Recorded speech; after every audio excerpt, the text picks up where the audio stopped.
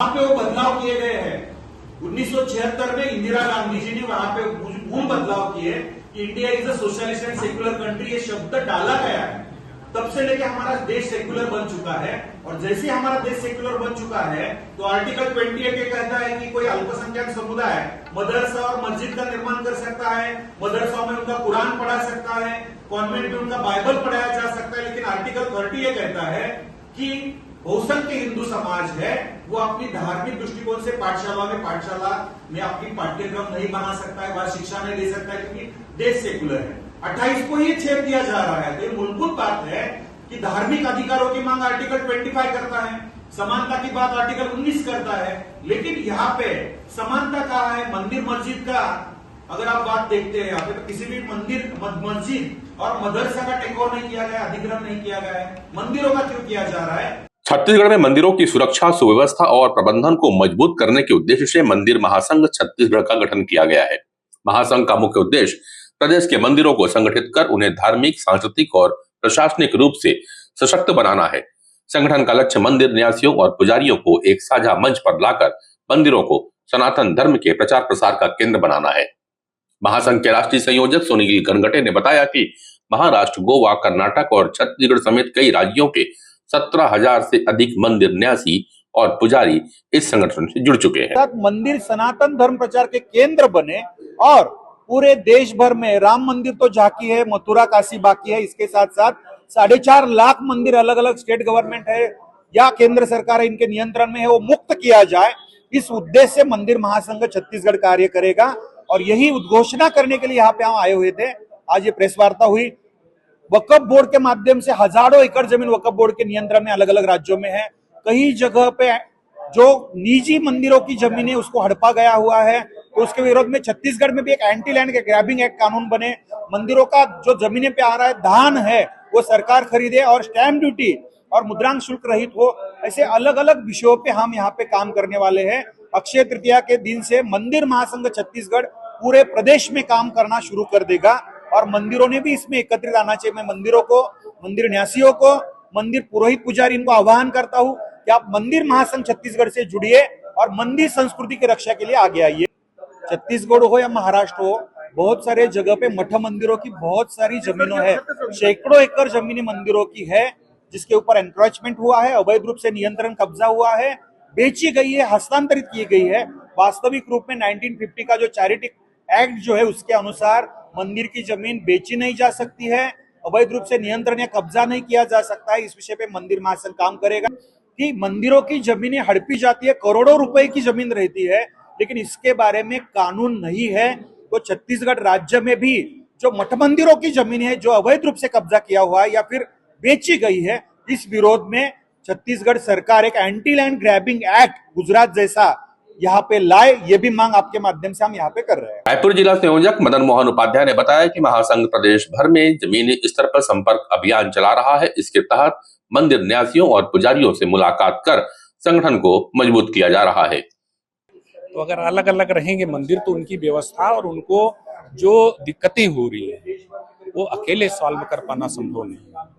तो अगर एक रिक्शा यूनियन होता है रिक्शा चालकों का, कंपनियां अपने आप में कंपनी है, पर उसके लिए भी एक चेंबर ऑफ कॉमर्स चाहिए व्यवस्था देखने के लिए, क्योंकि ढेर सारी ऐसी समस्याएं होती है जो सिर्फ एक पर्टिकुलर कंपनी से संबंधित नहीं होता। देखिए मंदिर में हमारे हिसाब से तो 4 शालाएं जो प्रमुख रूप से हुआ करती थी, जिसमें गौशाला, यज्ञशाला, पाठशाला और पाकशाला, ये होना ही चाहिए।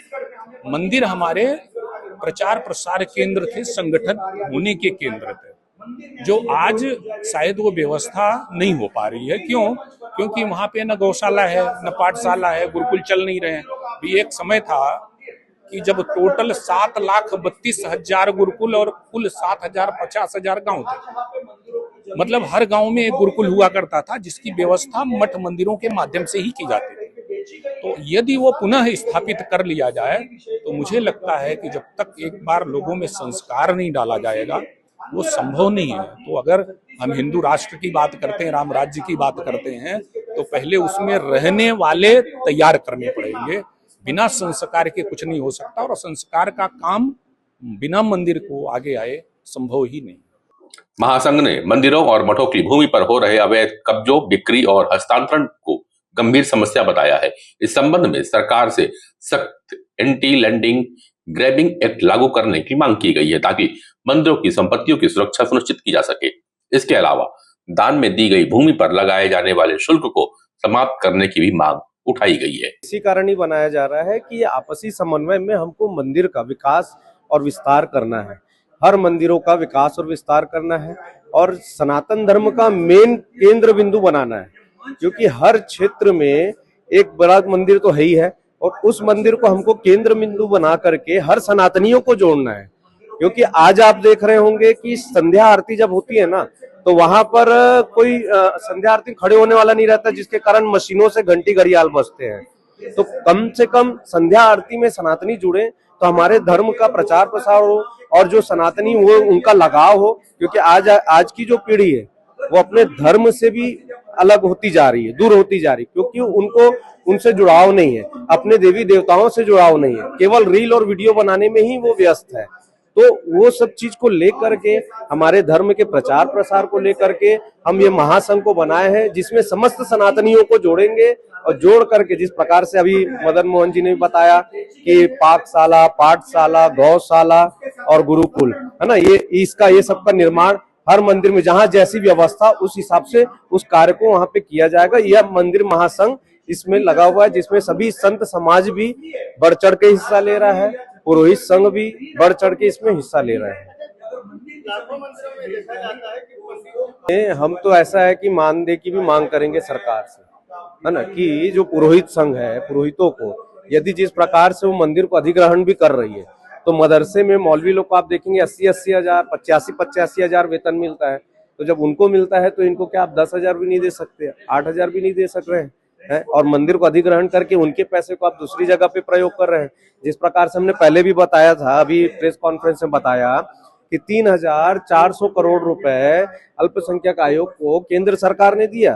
फिर वक्फ बोर्ड की जमीन के जीर्णोद्धार के लिए बिना ब्याज के लोन देगी सरकार, पर हिंदू मंदिरों के लिए नहीं है। अभी मंदिर निर्माण के लिए सरकार के पास चले जाए सहयोग मांगने के लिए, तो उनके पास धार्मिक चीज के लिए कोई पैसे फंड नहीं रहते हैं, ऐसा साफ मना कर देती है सरकार। उसके बाद में जो मुस्लिम युवा हैं उनको यूपीएससी की पढ़ाई करने के लिए निःशुल्क शिक्षा प्रदान करेगी, कोचिंग को ये सब चीज का निःशुल्क करेगी। तो हिंदू युवाओं के लिए क्यों नहीं है? आप मंदिर के पैसे को कहीं और जगह यूज कर रहे हैं। तो इसी के कारण हम कि सरकारी अधिकरण से मंदिर को मुक्त कराया जाए, ट्रस्ट बनाया जाए और पुरोहितों की भी जो मानदेय है, या तो ट्रस्ट उनको वैसा मानदेय उनको दे ताकि उनकी जो निजी दिनचर्या है, जो उनका पारिवारिक जो खर्च है वो वहन कर सके, वैसा हम एक सिस्टम बैठाएंगे और उसके लिए ये मंदिर महासंघ कार्य को कर रहा है। महासंघ ने स्पष्ट किया है कि मंदिर प्रबंधन और धार्मिक विधियों को शास्त्रोक्त पद्धति से संचालित करने के लिए प्रदेश भर में विशेष प्रशिक्षण कार्यशालाएं आयोजित की जाएंगी।